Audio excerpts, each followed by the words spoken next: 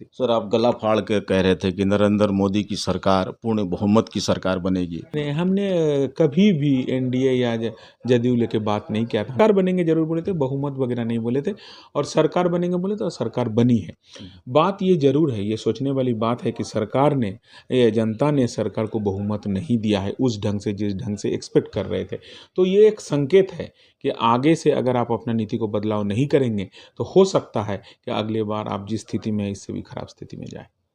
ज्योति जी, आपकी तमाम बातों से लगता है कि आप भाजपा के खास आदमी हैं। नहीं, हम किसी पार्टी के आदमी नहीं। इस वक्त हमारे साथ बात करने के लिए प्रोफेसर देव ज्योति मुखर्जी हैं।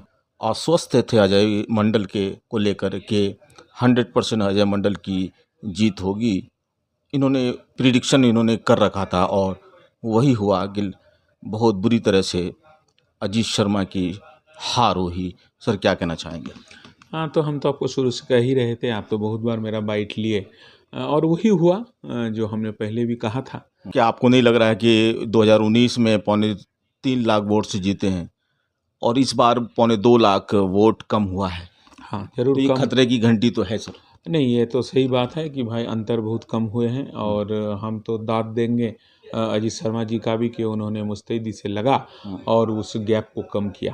बैसाखी की सरकार केंद्र में है, क्या कहना चाहेंगे सर? देखिए, हम तो पहले भी बोले थे चुनाव एक ऐसा है, पल पल बदल जाता है। आज जो हीरो है कल जीरो होता है, आज जो जीरो है कल हीरो होता है। अब जनता ने ऐसा मैंडेट दिया है तो जो कल जिसका इम्पोर्टेंस नहीं था आज वो प्राइम इम्पोर्टेंस पे है। ऐसा तो है स्थिति। आप सर लगातार चूँकि बहुत अच्छे से पॉलिटिक्स को देखते हैं, राजनीति को देखते हैं, तो क्या आपको लग रहा है कि 5 साल केंद्र की सरकार चलेगी या फिर बीच में डाइवोर्स हो जाएगा? देखिए, कोई अगर पीछे हटेंगे तो कोई सामने बढ़ने के लिए तैयार हो जाएगा। मैं आपको अभी से कह देता हूँ। अगर आप जो चीज़ अंदेशा लगा के बात कर रहे हैं, अगर ऐसा होता है तो कोई तीसरा आदमी सामने आएंगे तो सरकार रहेगी 5 साल। ज्योति जी, आपकी तमाम बातों से लगता है कि आप भाजपा के खास आदमी हैं। नहीं, हम किसी पार्टी के आदमी नहीं है। अजय मंडल मेरा दोस्त है, इसलिए हमने उनको मदद किया था। अभी तो मैं जनसुराजी हूँ, 100% प्रशांत किशोर का साथ दे रहा हूँ। सर, उनका और रास्ता गलत है सर उनका। कैसे रास्ता गलत है? आप लोग मैंने मैंडेट वो तैयार करते हैं। टीवी पर डिबेट में कह रहे हैं कि मोदी को जिताने लगे 400 बोल के। नहीं, ये तो आप लोग का मैंडेट है ना। आप लोग को पसंद का बात बोलेगा तो बहुत अच्छा, आप लोग को पसंद का बात नहीं बोलेगा तो बहुत खराब। तो राजद वाले ने कहा कि वो चमचागिरी शुरू कर दिया प्रशांत किशोर ने। अब राजद वाला आप लोग को गाली देता है कि मीडिया गोदी मीडिया है, तो आप क्या कहेंगे? सबसे ज़्यादा गाली तो राजद वाला आप ही लोग को देता है, तो क्या कहेंगे आप उसका? तो इसलिए कौन क्या कहा वो बात नहीं। उनको अपना जो आकलन था उन्होंने अपना आकलन कहा, वो उन्होंने अपना बात कहा, उसमें किसी को जिताने की क्या बात है? क्यों डिबेट में जाके प्रशांत किशोर ने कहा कि जो प्रिडिक्शन करने लगे कि 400 प्लस आएगा, पूरी तरह से रॉन्ग हो गया। मीडिया ने उनको कहा कि बिल्कुल आप चमचागिरी करने के लिए आ गए।